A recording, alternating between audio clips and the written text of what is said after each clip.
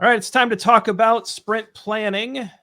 After the sprint, this is our next event. Todd, what's the big thought or our focusing statement around sprint planning? So this is the first event in Scrum, really. So this is an event where the Scrum team gets together and selects the work to be performed for the sprint. And so I think that for starters, something to kick in here is who attends sprint planning. Well, required attendance, the whole Scrum team, the product owner, developers, and the Scrum Master.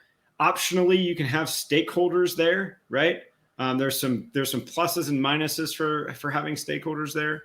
But required to attend is the entire Scrum team, the product owner, developers, and Scrum Master. I think I also want to throw in, because I think this will be important to a lot of our students, time box. So it's a maximum of 8 hours for a 1 month sprint. And of course, the time would be less for a shorter sprint, and the time reduces proportionately.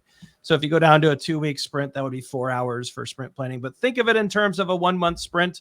The max time box, and time box meaning not to exceed, right, would be a maximum of 8 hours for a 1 month sprint. Yeah. So what do we talk about in this sprint? There's 3 questions that you can ask recursively as the event goes on. And why is this sprint going to be valuable? Which I think is a really valid question, and something that might lend ourselves to finding what sprint goal we're going to have. What can be done this sprint, right? Which the developers decide, right? The developers own the sprint backlog. The developers pick the work that they can be done in the sprint. And then they'll talk about how the chosen work gets done. Because the developers own that, this tends to be kind of like a negotiation between the developers and the product owner. The product owner shows up with an ordered product backlog, very clear, right? Yeah, thanks, dude. I forgot we had that sticky. And the developers pick from that and create the sprint backlog, which they own. Yeah, absolutely. So the product owner is helping to ensure the team's ready for this event, right? They'll present the product goal. They'll talk about important product backlog items. But as Todd said, ultimately, the developers will inspect that product goal, right? So the inspection that they're going to perform, you've got it. Yep. So they're going to inspect that product goal, the product backlog capacity, the definition of done, the improvement items from a retrospective, and they're ultimately going to perform an adaptation. And that adaptation is the creation of a sprint backlog along with a sprint goal. And that sprint backlog will have product backlogs items in it. And also they'll start breaking down the initial pieces of that work to figure out how to get started on building the increment for that sprint. And so it's not just putting product backlog items into a sprint backlog. There's actually a lot that goes into it, as far as, go ahead and make this one larger too, as far as getting started. We're not doing a plan for the entire sprint because we know work is emergent. Mm-hmm. We are going to be able to present a plan that shows how we intend to get rolling with the work.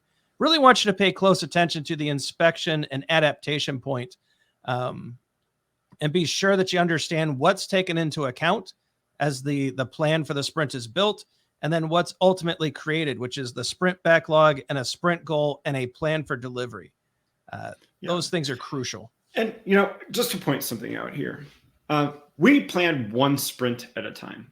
We don't pre-plan, right? We don't pre-plan during a sprint, although we might do some refinement to the product backlog that might make sprint planning a bit easier. We don't pre-plan sprints. We only plan one sprint at a time, one sprint worth of work at a time, because we're in the complex domain of work. Work is emergent, more is unknown than known, right? And so we get into this event. This is our event to get together as a Scrum team and say, why are we doing this sprint to begin with? What is valuable?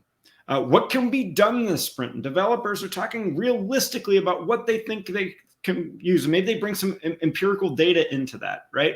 And a little bit, like you said, Ryan, just to emphasize, how are we going to get started on this, at least for the first couple days? Like, what's an idea? How are we going to get started on this?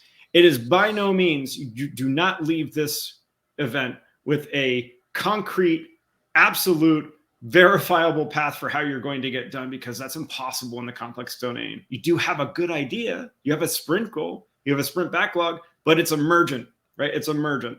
So let's not go into this event thinking that we're going to come up with a perfect plan. Love it. So product owners show up with a transparent product backlog and a product goal. Developers show up ready to inspect that product backlog and product goal and take a look at capacity, definition of done, and improvement items. And ultimately, as a Scrum team, whether it's the Scrum Master helping with facilitation, the product owner providing transparency and clarity, and ultimately the developers building out the sprint backlog. That's one of our artifacts. Mm-hmm. The sprint goal, which is the commitment we make to our sprint backlog, and that initial plan that Todd was talking about. Those are the things we need to see come out of this event so that we can get started working towards creating an increment. All right, so how do we keep this plan in line and up to date and deal with emergence? We're going to talk about that in the next video when we talk about the daily Scrum. We'll see you over there.